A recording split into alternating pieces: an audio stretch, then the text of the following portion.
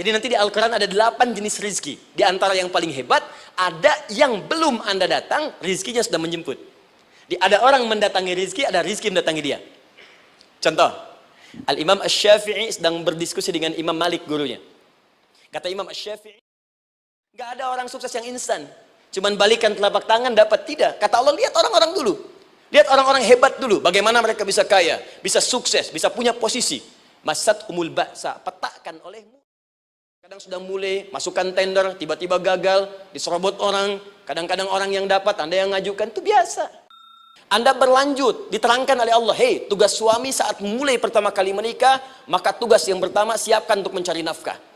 Bagaimana caranya ya Allah? Diturunkan oleh Allah. Satu, jangan takut kehilangan rizki. Jangan pernah mencuri. Jangan pernah ngambil punya orang. Karena punya kamu akan saya berikan sempurna. Kamu ngambil punya orang, maka kamu akan menyulitkan diri sendiri. Itu akan dikembalikan pada yang berhak. Ya, turun Quran surah ke-51 ayat 22. Dirinci, begini cara nyarinya. Quran surah kedua ayat 168. Kalau Anda ingin cepat baru bergerak, rizkinya sudah dapat. Quran surah kedua ayat 172. Ada yang dahsyat, dia belum keluar, rizkinya yang mendatangi dia. Jadi nanti di Al-Quran ada 8 jenis rizki. Di antara yang paling hebat, ada yang belum Anda datang, rizkinya sudah menjemput. Ada orang mendatangi rizki, ada rizki mendatangi dia. Contoh, Al-Imam Asy-Syafi'i sedang berdiskusi dengan Imam Malik, gurunya.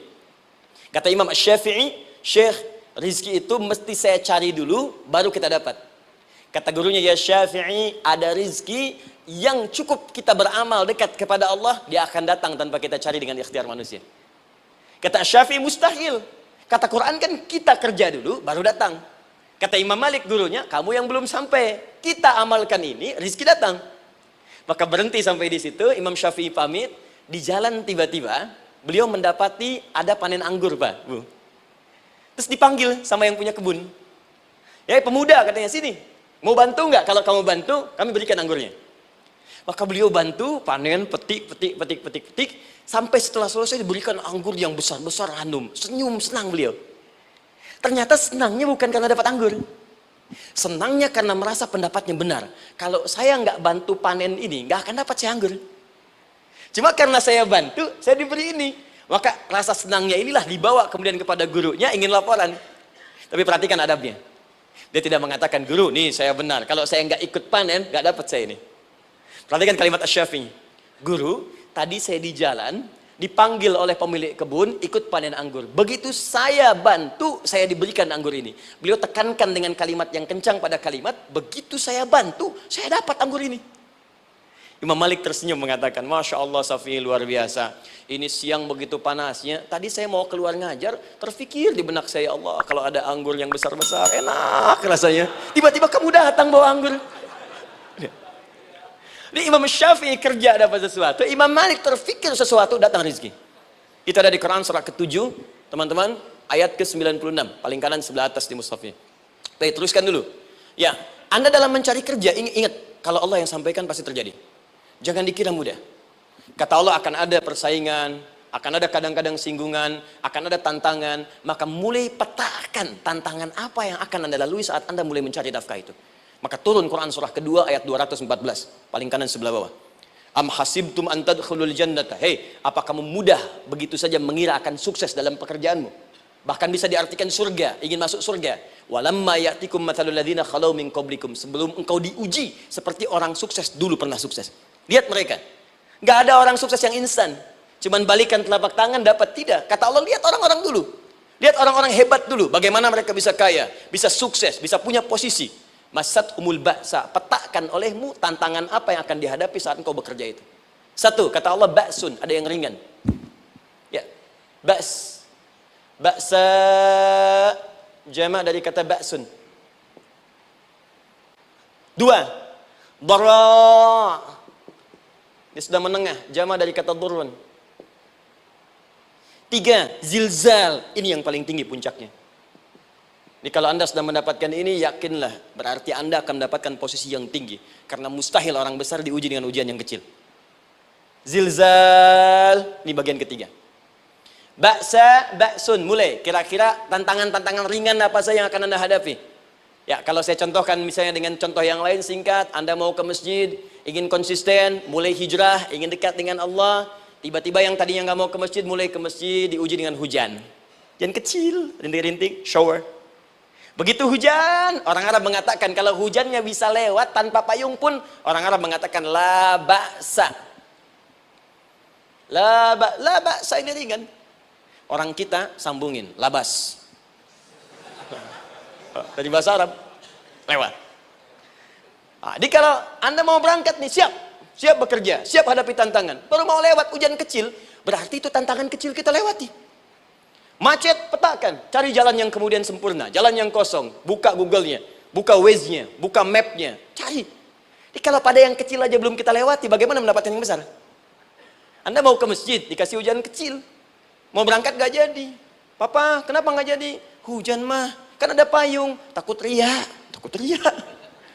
Tuh. Setelah itu darwa, maaf, tantangan fisik. Kadang-kadang mulai ke fisik, mulai mengganggu. Ya, maaf, dirincikan kemudian oleh Al-Quran. Turun Quran surah ke-21, ayat 87 sampai 88, kisah Nabi Yunus alaihissalam. Yunus beraktivitas, bekerja, bukan berarti nggak ada tantangan. Kadang-kadang dibawa, kadang-kadang diusir, kadang-kadang Anda dapat misalnya proyek, kadang-kadang sudah mulai masukkan tender, tiba-tiba gagal, diserobot orang, kadang-kadang orang yang dapat, Anda yang ngajukan, itu biasa. Kata Allah itu biasa, bukan cuma Anda, yang lain pun ada. Bukankah Allah ajarkan kisah Sayyidah Hajar alaihissalam dengan Ismail?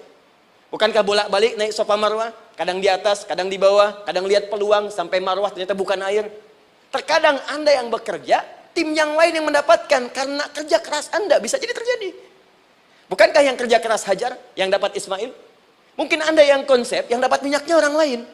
Mungkin Anda yang kerja, kan yang suksesnya teman Anda, gak ada masalah. Dan itu kemudian akan bermanfaat bagi Anda. Tidak mungkin setiap keringat yang keluar dari diri kita mustahil, kecuali akan melahirkan manfaat yang kembali pada diri kita. Tantangan. Tapi yang paling dahsyat, ini yang gak ditemukan di sebagian referensi yang kita baca. Ketika Allah menjelaskan semua tahapan-tahapan tantangan ini sampai ke puncaknya zilzal. Zilzal itu kalau bahasa sekarang gempa. Ada ujian yang menggoncang hati kita. Ketika Anda kerjakan, ya Allah, tantangannya dahsyat. Kenapa mesti saya, ya Allah? Kau nggak selesai-selesai, ya Allah. Itu wajar, teman-teman. Itu biasa. Kata Allah, orang dulu saja mengatakan, mata nasrullah, kapan ini selesai? Berbahagialah kalau teman-teman sudah mendapatkan tantangan puncak yang paling tinggi ini. Ini artinya Allah sedang mempersiapkan Anda menjadi orang besar di kemudian hari. Dan cara mengatasinya diturunkan Quran surah ketiga ayat 142, paling kiri sebelah atas. Perhatikan dahsyatnya. Yang pertama diterangkan tantangannya, yang kedua dijelaskan cara mengatasinya. Saya mau berhenti sampai di titik ini, nanti saya terangkan cara berinteraksi dengan Al-Quran. Ya, perhatikan baik-baik. Kata Allah, jika kelak engkau sudah bisa memetakan tantangan ini, maka siapkan solusi untuk mengatasinya. Ayatnya dibuka dengan kalimat yang sama persis. Saya pernah sampaikan teori ini di dua perusahaan besar di Indonesia. Yang pertama, ada satu perusahaan, karena ini direkam saya nggak sebutkan perusahaannya, perusahaan otomotif besar, sedang turun gratis, kemudian juga ada inflasi yang tinggi. Terus saya terangkan teori Quran. Dia praktekkan berhasil, Pak. Padahal saat itu saya presentasi di depan non-muslim. Non-muslim. Sales-sales se-Indonesia dikumpulkan, saya bedah tentang ini. Dan mereka berhasil. Sampai sekarang naik lagi. Yang kedua sama, ini direkturnya juga non-muslim. Tapi nggak apa-apa, kita diskusi. Dan mau mendengar teori ini. Dan praktekkan, naik.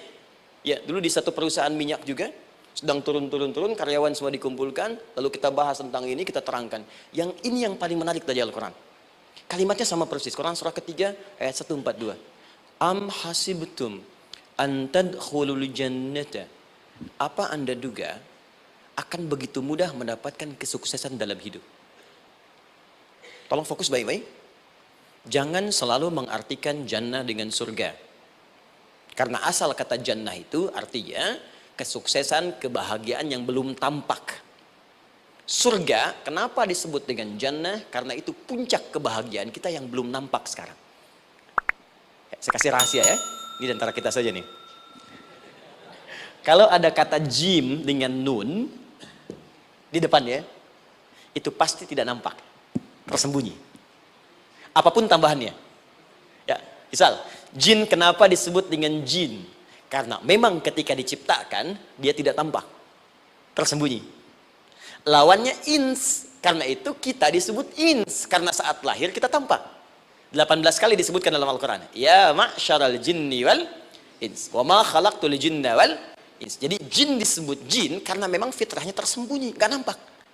Jadi kalau ada jin melakukan penampakan, itu jin sedang kena masalah. Sedang keluar dari fitrah. Sama dengan manusia, harusnya tampak. Jadi kalau ada manusia yang senang sembunyi-sembunyi, dia sama dengan, bukan saya yang bilang, sedang punya masalah. Ke kantor, sembunyi-sembunyi, hati-hati Pak Alfian tuh. Biasa ada pintu depan, masuk pintu belakang. Suami di rumah, buka WA, sembunyi-sembunyi, Bu hati-hati tuh. Pulang lewat pintu belakang, berarti sedang punya persoalan dalam hidup. Setiap ada jim dengan nun, pasti tersembunyi. Ibu punya janin, rahim, dalam rahim ada janin. Kenapa disebut dengan janin? Jim, nun, ya, nun. Karena sosok itu belum nampak dalam pandangan kita. Nanti kalau sudah lahir, baru tampak. Jannah, kenapa disebut jannah? Karena belum tampak dalam pandangan kita, nanti kelihatan. Karena itu dalam Al-Quran, kata jannah itu tidak dikhususkan dengan surga. Tidak dikhususkan dengan surga. Kadang-kadang menunjuk aspek kesuksesan yang belum tampak. Anda mau ngubur minyak, minyaknya belum tampak. Belum kelihatan. Anda mau kerja, ya hasilnya kan belum tampak. Baru ikhtiar sekarang. Karena itu orang Arab disebut kaya, kalau mereka mendapatkan kebun yang tak tampak sebelumnya. Kebun anggur, bukan kurma, kalau kurma banyak. Kebun anggur, ada apel, ada jeruk, sampingnya ada sungai-sungai, disebut dengan jannah. Ya, kalau punya unta, nggak kaya di Arab, biasa. Karena yang kelihatan padang pasir, unta, hitam, merah, biasa. Tapi kalau sudah punya kebun anggur, yang sulit di padang pasir ada kebun, itu baru disebut kaya. Karena itu orang Arab kadang mengartikan jannah dengan aspek kesuksesan yang belum tampak. Diartikan dengan kebun anggur, kebun apel, dan macam-macamnya. Perhatikan, am hasibtum an tadkhulul jannah. Apa Anda duga ingin sukses itu begitu mudah? Sukses jadi tidak.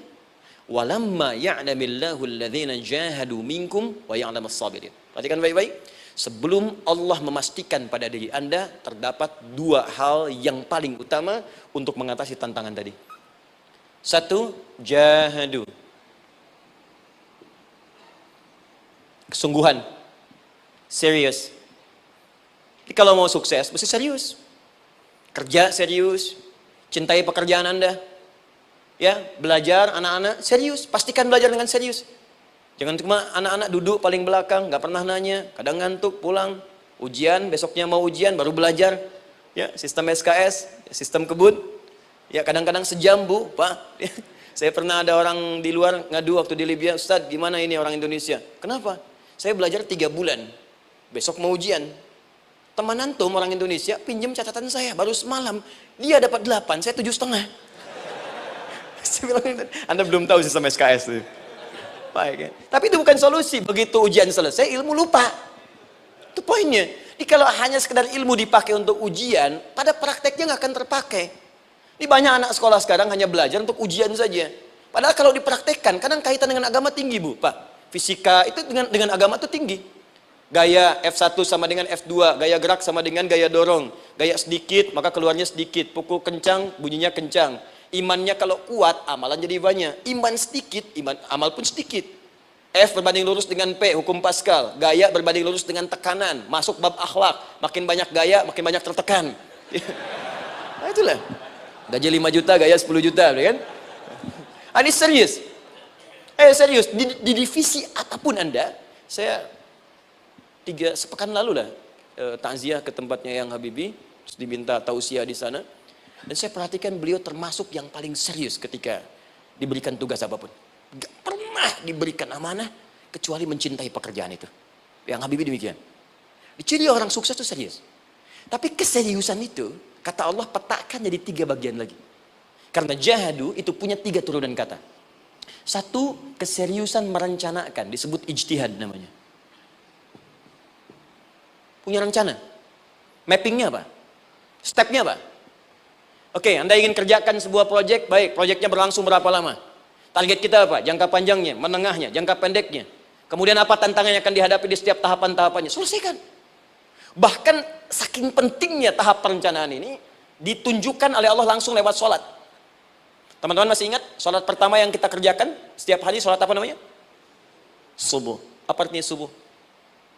Tuh, ini masalahnya. Ini kata Al-Quran sendiri ya, kata Al-Quran sendiri. Nanti akan ditemukan orang yang ibadah tidak paham apa yang dikerjakan dan dilakukan dalam ibadahnya. Contoh sholat. Kata Allah akan ada orang sholat yang saat sholat tidak mengerti apa yang ia baca dan ia lakukan dalam sholatnya. Jujur tanyakan pada diri kita. Sampai detik ini, dari sekian ribuan kali ruku dan sujud, berapa persen bacaan sholat yang kita pahami? Jangan-jangan kita ruku tapi nggak ngerti yang dibaca. Sujud tak paham yang diungkapkan. Bagaimana bisa khusyuk? Mustahil. Maka kembali ke sini. Kenapa sholat pertama itu disebut dengan subuh? Teman-teman, ternyata semua nama sholat dari subuh sampai isya, plus bacaan dan gerakan dari takbir sampai salam, itu bukan sekedar gerakan semata. Semua ada artinya, ada maknanya. Dan diajarkan oleh Nabi langsung. Subuh disebut dengan subuh. Ada dua kata. Satu, fajar. Quran surah ke-17 ayat 78. Inna Qur'an al-fajri kana mashhuda. Kedua, subuh di surat At-Takwir. Was-subhi idza tanaffas. Kenapa disebut fajar? Fajar itu pancaran positif, pancaran kebaikan. Jadi kalau yang baik disebut fajar. Kalau yang jelek disebut fujur.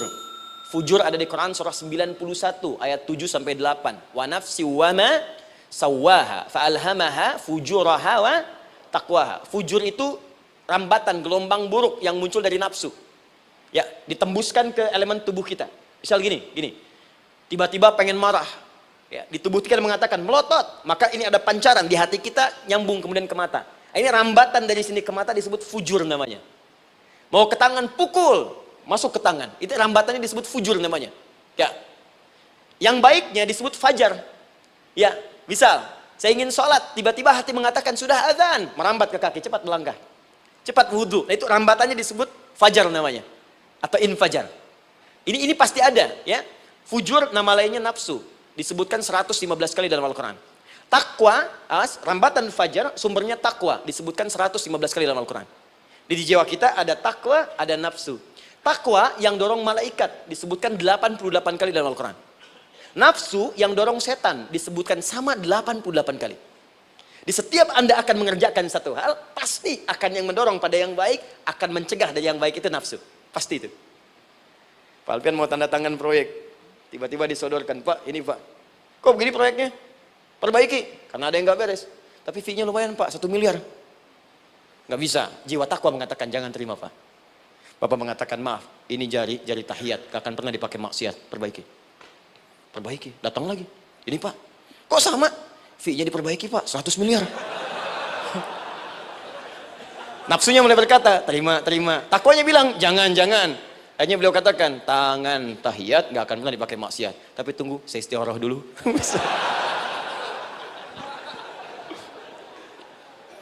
Nah, waktunya, ini salatnya disebut fajar. Kenapa disebut fajar? Karena saat kita tidur, terus dengar suara azan, Allahu Akbar, maka memancar dari iman kita, rambatan untuk merespon suara itu. Bangun kita untuk menunaikan salat. Waktunya disebut subuh. Kenapa disebut subuh? Dari kata asbah. Asbah itu artinya yang siap dengan rencana. Ya, orang Islam tuh nggak ada yang bangun dari tidurnya kecuali punya rencana jelas yang akan dieksekusi di hari itu. Makanya sebelum kita bekerja mengeksekusi itu, kita datang menghadap Allah supaya Allah berikan kemudahan di setiap aktivitas kita. Coba lihat manajemen Nabi. Bukankah sebelum tidur beliau istighfar dulu? Dirinci pekerjaannya, dicatat yang akan dikerjakan besok, istighfar 70 kali, 100 kali, sehingga dengan istighfar saat tidurnya tenang. Coba kita biasakan. Ada yang baca Quran, ada yang istighfar. Kalau nggak percaya silahkan cek. Begitu Anda lakukan, tidurnya enak. Besoknya rencana itu sudah siap. Makanya ketika bangun, siap jam 7 mau kemana, jam 8 ada di mana, jam 12 kerjakan apa. Sebelum mengerjakan itu, datang kepada Allah, sujud, ya Allah, saya punya rencana ini tolong mudahkan. Begitu caranya. Itu yang disebut dengan subuh. Nah, sekarang kembalikan peta hidup kita mau seperti apa ke depan. Ijtihad. Yang kedua, kalau sudah jelas konsepnya, visinya sudah ada, maka jihad. Yang kedua, jihad. Jihad itu eksekusinya, aksinya, actionnya, perjuangan fisiknya. Rencananya apa? Tahajud malam nanti. Bismillah. Jam berapa? 2:30. Baik, yuk kita mulai rencanakan. Eksekusi rencananya. Bagaimana cara kita bangun 2:30? Pasang alarm. Jam berapa alarm dipasang? 3 kali. Pertama 1:30, kedua 2 kurang 1/4, ketiga jam 2 lewat 1/4. Baik. Alarm pertama untuk mematikan alarm kedua. Alarm kedua matikan alarm ketiga. Ketiga siap-siap. Baik. Siap bangun. Jihad. Awas, ini penting ya. Jihad itu jangan dipersempit maknanya kepada situasi peperangan saja, tidak. Banyak jihad itu luas sekali medannya. Karena jihad itu perjuangan fisik. Dan maaf sekali, dalam konteks perang pun bukan menyerang orang. Tapi membela diri saat diserang. Di Islam itu bukan agama ekspansi. Cek di sejarah, nggak ada Islam menyerang. Yang ada itu membela diri saat diserang. Atau saat orang lain dizalimi dan kita diminta untuk terlibat, kita membantu. Ini bukan dalam konteks sekarang yang banyak dibincangkan. Tembak orang, bom orang, nyerang orang. Bukan. Itu waktu kejadian bom Tamrin itu pertama, saya di Lampung posisinya. Itu begitu meledak, tuar. Pertanyaan pertama Pak di Majelis Taklim, Ustadz, apakah bom di Jalan Tamrin termasuk jihad fisabilillah? Saya bilang, Pak, sependek pengetahuan saya, jihad fisabilillah itu jihad di jalan Allah, bukan di Jalan Tamrin. Kaidahnya beda. Nah, misal mencari nafkah itu jihad. Cari nafkah jihad. Quran surah keempat ayat 34, paling kiri sebelah atas. Tugas pertama ketika menikah, kata Allah, ar-rijalu qawwamuna 'alan nisa. Setiap lelaki itu diminta oleh Allah untuk mengatur bagian rumah tangganya. Jadi pemimpin di rumah tangganya. Ya bima faddalallahu ba'dahum 'ala ba'din, karena diberikan kemampuan untuk memimpin. Di pemimpin itu ada di suami. Dan ciri khas pemimpin, Bu, biasanya ciri khas pemimpin apa, Bu? Bukan tegas, bukan. Ciri khas pemimpin itu tidak mau dipimpin. Makanya kalau ada sesuatu, masukkan lewat usulan, jangan beri saran. Kalau saran susah, itu pemimpin. Baik, tapi yang paling luar biasa kata Allah, perhatikan kalimatnya indah sekali. Wa bima anfaqu min amwalihim. Saya berikan tugas untuk mencari nafkah. Ketika seorang lelaki bertugas mencari nafkah, ingat ya, konteks apapun, kalau perempuan nanti bekerja bukan nafkah poinnya. Bisa hobi, ya, bisa aktivitas, tapi nafkah kalau sudah menikah itu ada pada suami. Perempuan tidak. Kalaupun tidak dilarang perempuan bekerja, tidak. Sayyidah Aisyah mengajar, ada yang para sahabiah jadi perawat. Ya, ada yang pengajar, banyak dulu sahabat Nabi yang perempuan mengajar. Ya kan ada pelajaran-pelajaran khusus perempuan. Ya ada bagian perawat, ada dokter. Ini kan yang ngandung perempuan, masa yang perisal laki-laki? Ya, kan? Ada bagian perempuan tertentu, itu silahkan bekerja boleh. Tapi nafkah laki-laki. Begitu lelaki meniatkan pekerjaannya karena Allah untuk mencari nafkah, itu setiap langkahnya jihad fisabilillah.